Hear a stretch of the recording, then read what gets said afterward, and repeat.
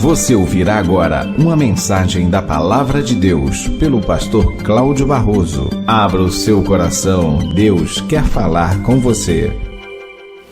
1 Crônicas, capítulo 27, versículo 30 e versículo 31. Diz assim o texto: o ismaelita Obil estava encarregado dos camelos. Gedias de Meronote estava encarregado dos jumentos. O agareno Jaziz estava encarregado das ovelhas. Todos esses eram encarregados de cuidar dos bens do rei Davi. O capítulo 27 de 1 Crônicas é um relato nominal de todos aqueles que foram empossados por Davi e que ocupavam posições importantíssimas no seu reino. Eram os tesoureiros, eram os governadores, eram os generais dos seus exércitos. E quando chega aqui em 1 Crônicas, capítulo 27, versículo 30 e 31, o escritor das crônicas dos reis de Israel e Judá menciona duas pessoas improváveis, estranhas, porque menciona o ismaelita Obil e menciona o agareno Jaziz. Um ismaelita e um agareno, ou seja, pessoas que não eram do povo de Deus, pessoas que não eram hebreus, pessoas que não eram judeus. Afinal, quem eram esses homens?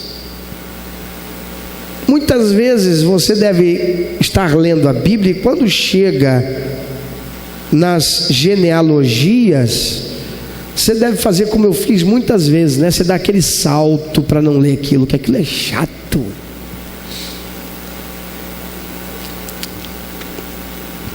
Fala no pé do ouvido de quem estiver perto de você.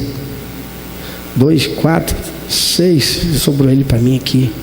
Fala no pé do ouvido dele assim, ó: cuidado, porque tudo que está na Bíblia foi Deus que mandou escrever.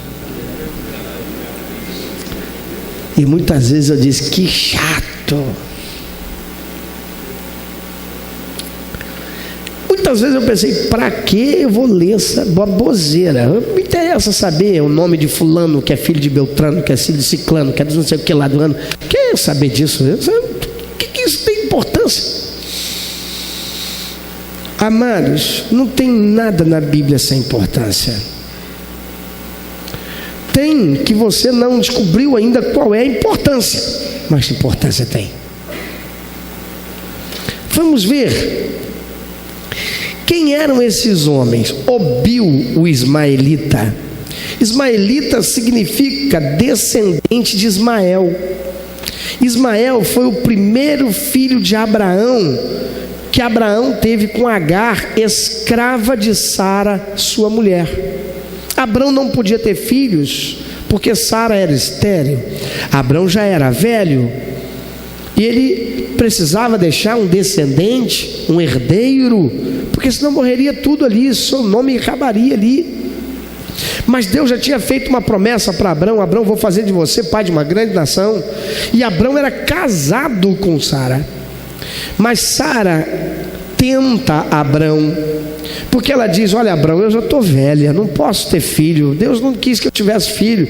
Abraão, olha só, se Deus quisesse que eu tivesse filho, eu já teria tido, mas eu sou uma velha já, Abraão, já passou até, ó, minha menstruação já acabou, eu já passei da menopausa, Abraão, não posso ter filho mais, eu era estéril, e agora, no curso natural de qualquer mulher, eu já não posso mais nem gerar filho.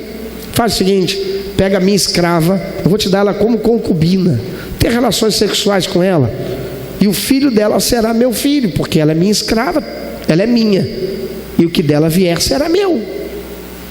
Abraão aceita, e ele engravida Agar, mas Logo em seguida, Deus chama a atenção de Abraão. E Deus cumpre a promessa, porque Deus é fiel. E Sara engravida mesmo já sendo uma velha. Ela engravida e dá à luz uma criança, cujo nome foi Isaque, filho legítimo de Abraão. E porque agora há um filho legítimo, que é o cumprimento da promessa de Deus, Ismael foi rejeitado por Deus como herança, descendência oficial de Abraão. Não foi para ele a promessa, porque não fora ele o filho da promessa. O filho da promessa deveria vir do casamento oficial de Abraão com Sara, sua esposa. Deus, amados, não aceita atalhos que os homens constroem. Você pode dizer isso para quem está ao teu lado: não adianta pedir um atalho, não, procurar um atalho. Deus não vai estar contigo nesse negócio. O caminho pode te parecer mais longo, mas se é ele que Deus traçou, é por ele que você tem que passar. Não adianta querer fazer mais rápido, não vai acontecer. Da bênção de Deus estar contigo. Deus não aceita os atalhos que os homens constroem. Esses atalhos, na verdade, se mostram atrasos, tropeços para a vida daquele que não confia e espera no Senhor. Se você tem uma promessa do Senhor, não se apresse acreditando que o Senhor se atrasou. Abraão fez isso. Então Deus mandou que Abraão mandasse embora tanto Agar quanto o seu filho Ismael, porque ele não poderia rivalizar com Isaque, o filho legítimo, no coração de seu pai Abraão. O que aconteceria se Ismael permanecesse vivendo com Abraão? Ismael era o primeiro filho, Isaque era o filho dele com a sua mulher legítima, mas até Isaque nascer, Ismael já tinha nascido, se tornado um menino, e Abraão já tinha se apegado a ele. Amado, quando você se apega a uma coisa que não foi o que Deus disse, porque você foi procurar aquilo que você não devia, que Deus não te deu, você fatalmente vai estar incorrendo num risco gravíssimo de ficar separado de Deus e da bênção de Deus sobre a sua vida. Abraão teve que mandar Agar embora. Então os ismaelitas são os filhos de Ismael, porque embora Ismael não tenha sido recebido por Deus para ser detentor da herança em Abraão, Deus disse: Abraão, fica tranquilo, porque Ismael também vai ser pai de uma grande nação. Haverá 12 reis que vão descender dele. E os ismaelitas, assim como os agarenos, são o povo árabe que nós conhecemos até os dias de hoje. Os ismaelitas se tornaram esse povo árabe conhecidos por serem hábeis em lidar com camelos. Obil é um nome que quer dizer aquele que cuida de camelos. Então Obil, o ismaelita, descendente de Ismael, não tinha direito na nação de Israel, não tinha direito de ocupar uma posição dentro do governo do rei estabelecido por Deus, Davi. Mas nós encontramos ele lá. E ele era aquele encarregado dos camelos. Alguém que por sua origem e por sua habilidade com camelos acabou se tornando o responsável por todos os camelos do exército, da força e o poderio bélico de Davi. E quem era Jaziz? Jaziz era o agareno. Agareno significa descendente de Agar, a mesma escrava que foi mãe de Ismael, como concubina de Abraão, e que foi rejeitada para permanecer em meio aos que herdariam a promessa de ser o povo de Deus. Também os agarenos, descendentes de Agar, não poderiam entrar na congregação do povo de Deus, não poderiam entrar no templo para cultuar a Deus, não poderiam servir à mesa de um judeu meramente por ser um agareno ou um ismaelita. Os agarenos são também considerados árabes, mas um povo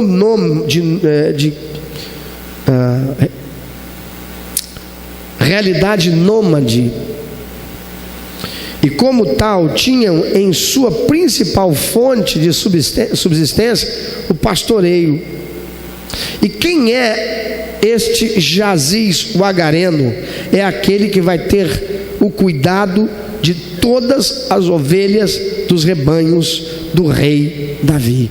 Então nós vemos que há aqui um ismaelita, um árabe, descendente de Ismael, e que por sua origem ele tinha habilidade de lidar com camelos, assim como os ismaelitas.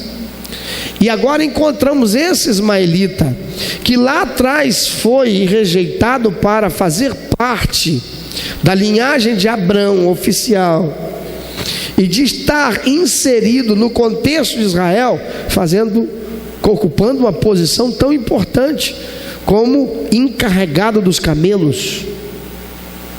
A gente pensa assim, mas o que é ser encarregado de camelo?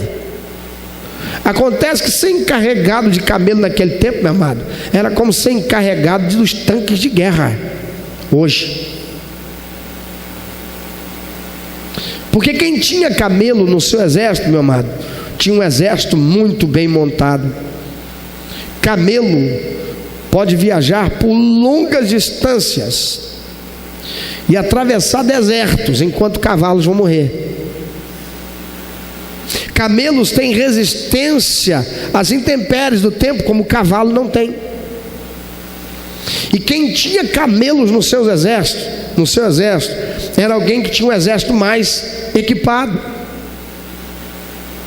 Camelos também carregavam grandes quantidades de material e equipamento. Camelos eram importantes na força do comércio exterior e do comércio interno do reino. Obil, portanto, ocupava uma função, um cargo de grandíssima importância dentro do contexto econômico e de segurança nacional. E ele era o ismaelita. E Jaziz, o agareno estava encarregado lá das ovelhas. Poxa, mas o que é a ovelha? Coisa mais boba do mundo, gente. Ovelha era mais boba. Acontece que as roupas que as pessoas vestiam vinha da lã da ovelha. A carne que eles comiam vinha da ovelha. A ovelha era aquilo que era usado como instrumento de adoração a Deus, como oferta e sacrifício de expiação de pecado, assim como as cabras. E esse Jaziz estava, portanto, encarregado de um bem precioso para o reino e para o rei Davi, porque grande rebanho de ovelha significava riqueza econômica. E quem é que está encarregado desse bem tão precioso? Um agareno. Não é um judeu, não é um israelita, é um agareno. E o que é que chama a atenção aqui é que tanto um quanto o outro, sendo descendentes daqueles que não foram desejados por Deus para compor a descendência e entrar na herança de Abraão, agora são admitidos, aceitos, recebidos e empossados em cargos de altíssima confiança de Davi. Afinal de contas, estaria Davi cometendo erro, pecando contra Deus por fazer isso? Não, ele não estava. É por isso que a gente precisa estudar a Bíblia, porque a Bíblia por si só se explica na maioria das coisas que nós temos dificuldade para entender. para entender a Bíblia, aquilo que está sendo dito pelo autor, é preciso conhecer a Bíblia. E a Bíblia não pode ser lida de outro jeito, senão de Gênesis até Apocalipse. E quando a gente chegar em Apocalipse, volta em Gênesis e vai até Apocalipse. E quando chegar de novo em Apocalipse, a gente vai a Gênesis até Apocalipse. Porque a revelação de Deus é dinâmica. Deus não vai fazer você saber hoje aquilo que você não está preparado para saber. Seus pais não te colocaram já no ginásio. Hoje não é mais ginásio, né? Não te colocaram na 8ª série do ensino fundamental. Você teve que começar lá no CA. Não é mais CA mais, é hoje? Jardim de Infância, né? Para aprender a ter a coordenação motora. Para só pintando umas coisas que ninguém entende o que é aquilo. Você entende. É um negócio para lá e para cá e você diz que é o papai. E o papai fica bobão achando que lindo, né? Obra de arte. E é mesmo. Desenvolvendo a coordenação do motor para depois ir aprender as letrinhas. A revelação de Deus, ela é dinâmica. E você só vai receber a revelação de Deus se você se expuser a receber a revelação de Deus. E você só faz isso quando você abre a Bíblia e vai estudar a Bíblia. E você estuda a Bíblia lendo a Bíblia, porque aquilo que você não entende agora, lá na frente você vai entender. Por isso, quando chegar lá na hora da genealogia, sofra a tentação de passar por cima daquilo tudo e virar aquelas páginas. Leia, querendo receber de Deus a revelação do Senhor para aquilo que está ali. Porque muita gente já passou por cima desse texto e nunca sequer se parou e falou: Magareno e Ismaelita, mas deixa isso para lá. E aí não foi procurar saber com Deus: Senhor, por que esse camarada está aqui? Qual o propósito do Senhor de estar aqui? Davi não estava cometendo pecado contra Deus, ele não cometeu erro nenhum, queridos. Gênesis capítulo 17, versículo de 10 a 13. Segundo a lei que foi dada por Deus ao próprio Abraão, e nós encontramos em Gênesis capítulo 17, versículo 10 a 13, está registrado assim: é Deus falando com Abraão: esta é a minha aliança que guardareis entre mim e vós e a tua descendência. Todo macho entre vós será circuncidado. Circuncidareis a carne do vosso prepúcio. Será isso sinal, será por sinal de aliança entre mim e vós.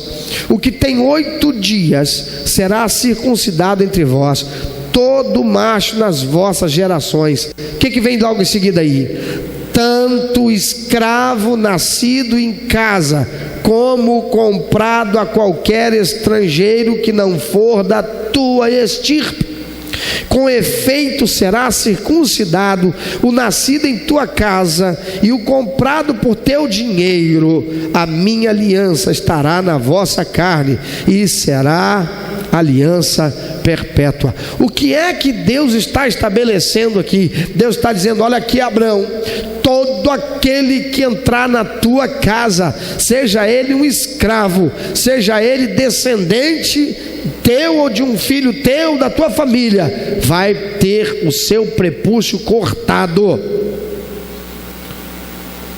vai ter que sofrer cirurgia.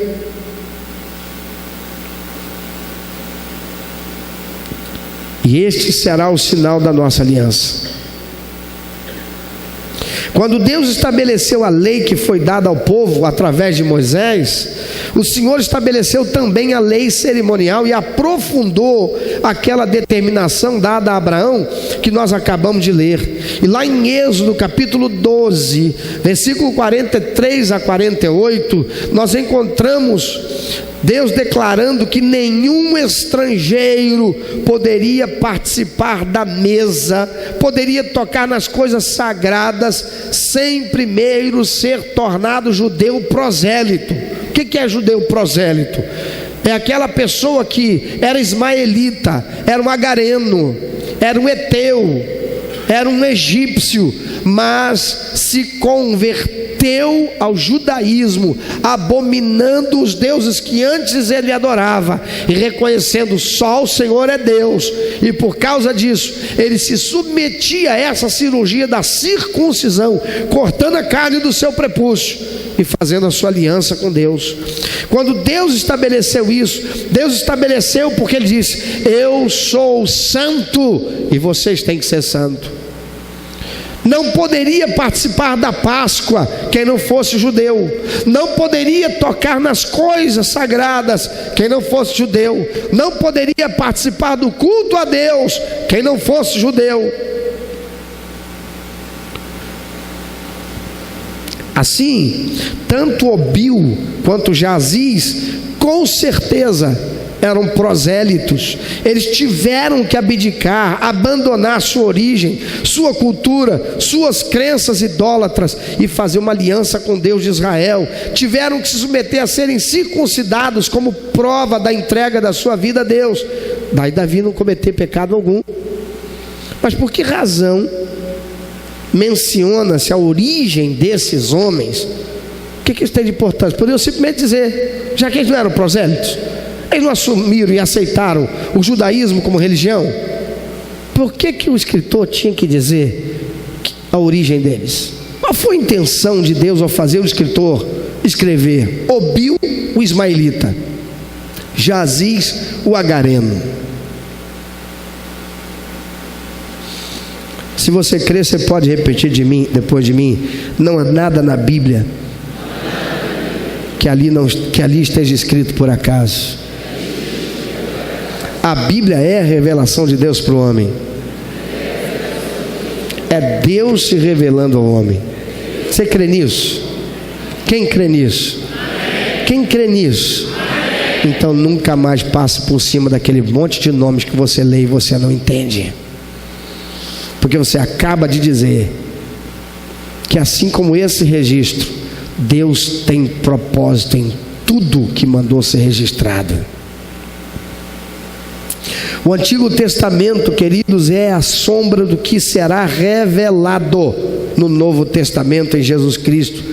Por isso nós dizemos que o Antigo Testamento aponta para a pessoa e obra de Cristo.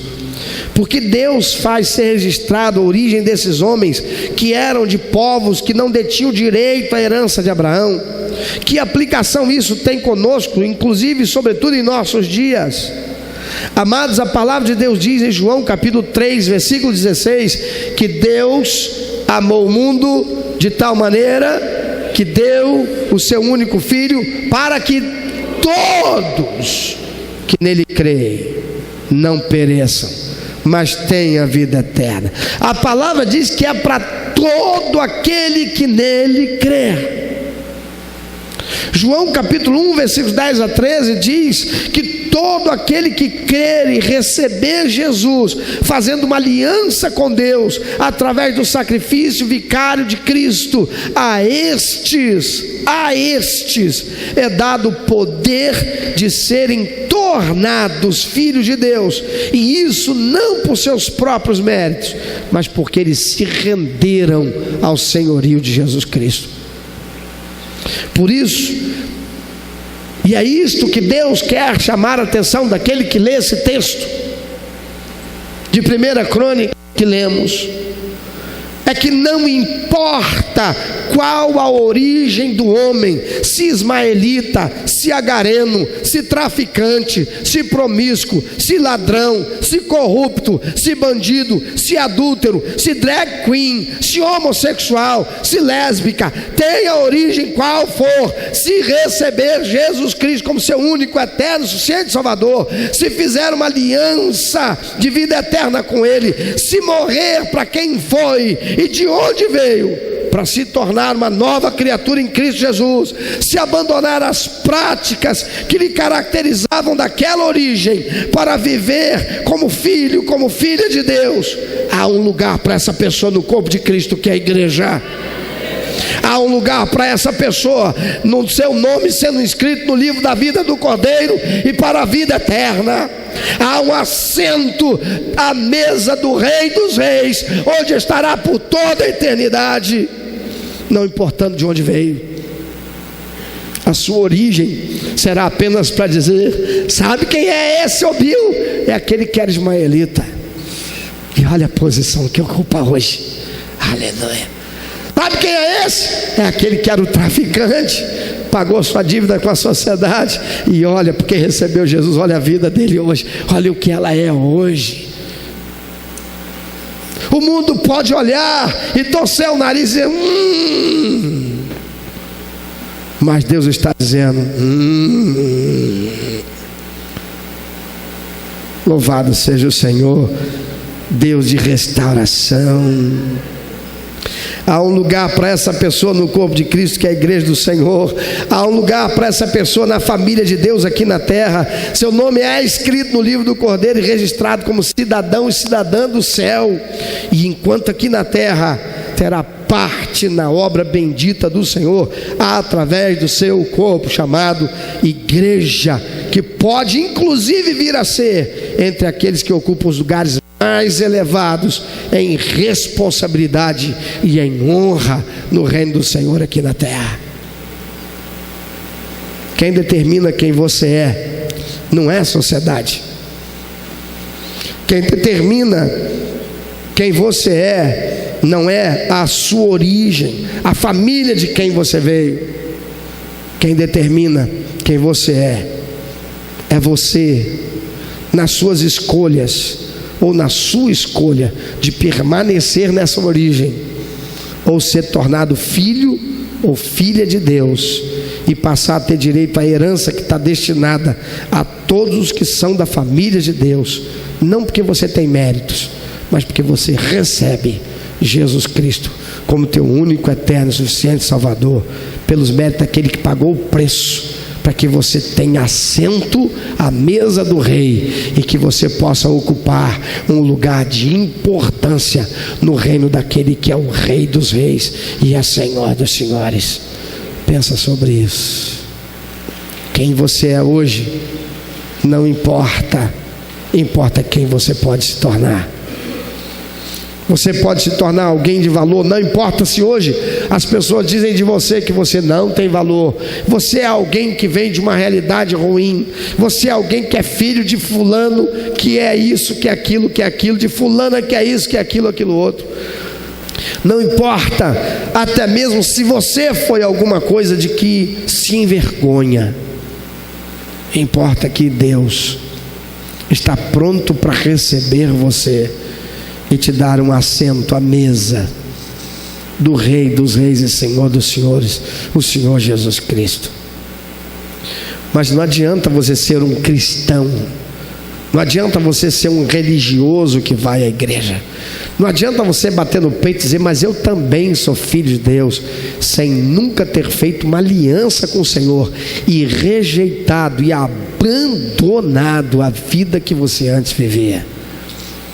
Porque quem é filho de Deus e tornado assim, porque recebeu Jesus Cristo como único, eterno e suficiente Salvador, tem que ter feito uma aliança de vida eterna. Aqueles homens tiveram que ter a pele do seu pênis, chamada prepúcio, cortada a sangue frio.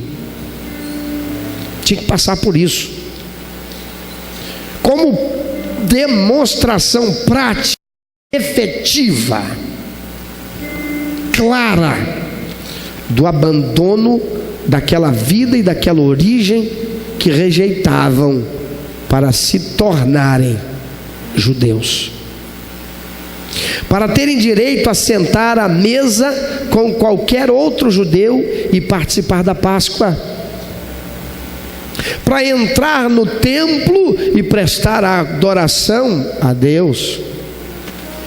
para tocar nas coisas consideradas sagradas cerimonialmente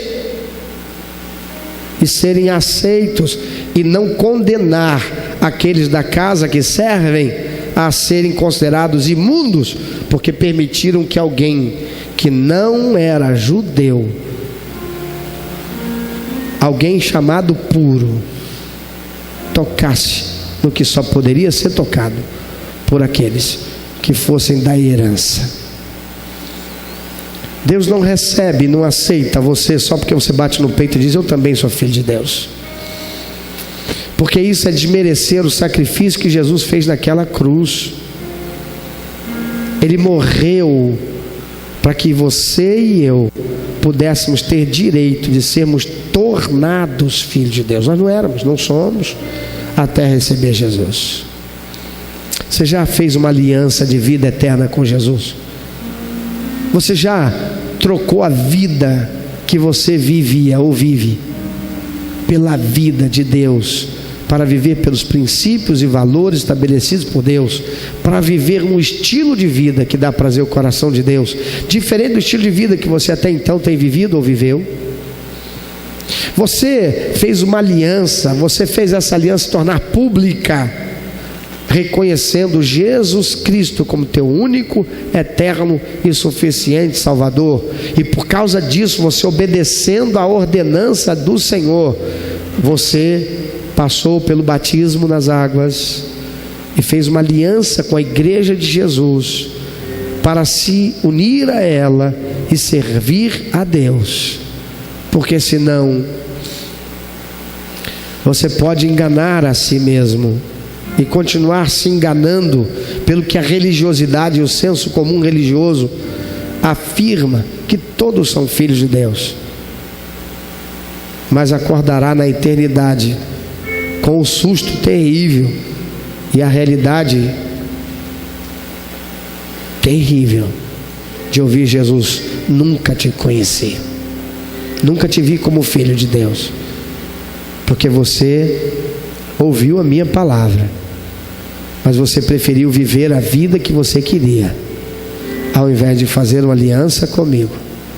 Você acha mesmo que o sacrifício que eu fiz naquela cruz, que foi um preço altíssimo, eu e meu pai iríamos fazer pouco para você viver do jeito que você queria viver, satisfazendo os teus impulsos carnais, motivados por espíritos sedutores, demônios que estavam lá na terra, e te instruindo e te incentivando a fazer aquilo que me desonrava? Quando a minha palavra dizia que o teu corpo era templo do Espírito Santo, e você se esquecendo de que Deus é onipresente, onisciente, estava vendo tudo o que você fazia, você se esquecendo disso, praticava os atos que você queria, que desonravam a mim, e você acha mesmo que agora eu vou receber você aqui no céu?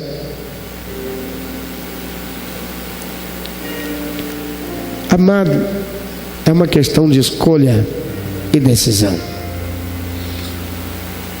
E se hoje você quer receber Jesus, se hoje você entende que você tem sido um obil ou um jaziz, mas ainda não com o direito de estar à mesa do rei, ainda não com o direito de tocar nas coisas do rei, é por isso que nesta igreja não faz parte de ministério que ainda não tenha assumido aliança, que não é só por ser batizado, é porque assumiu aliança, é porque fez uma declaração pública, é porque assumiu um compromisso com Deus e publicamente com a igreja. Porque Deus não aceita aquilo que aqueles que não têm aliança e compromisso com Ele façam a título de serviço, de ministério ou de adoração, porque Ele não precisa, Ele é dono de tudo, Ele não precisa do dinheiro daquele que não teme a Deus, Ele não precisa dos recursos materiais daquele que não serve a Deus, Ele não precisa dos bens materiais, nem dos favores de ninguém, porque Ele é Deus, e é Ele quem sustenta a sua igreja. Nós é quem precisamos dEle. E para sermos salvos e termos a vida eterna, é preciso abandonar a vida que vivíamos sem Deus, recebendo Jesus, fazendo uma aliança com Ele. Hoje não é preciso mais cortar a carne do prepúcio, é preciso cortar a carne que quer praticar as coisas que desonram a Deus, seguindo os princípios do mundo, seguindo os ideais de uma sociedade corrupta, seguindo o estilo de vida de uma religiosidade vazia de Deus, esvaziada de Deus. E para isso é preciso uma transformação de vida pela renovação do entendimento, numa decisão que marque a sua existência, para que a partir daquele momento você viva como um verdadeiro filho de Deus, uma verdadeira filha de Deus, alguém que tem como objetivo principal, não que Deus satisfaça as suas vontades, mas dar prazer ao coração de Deus.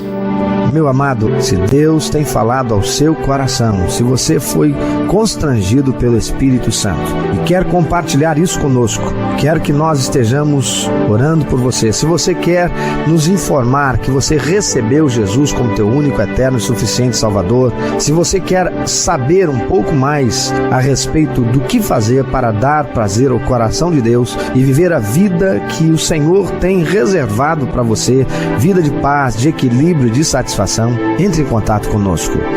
Ligue para nós, anote por favor, é 21 2761 1059, 21 2761 1059.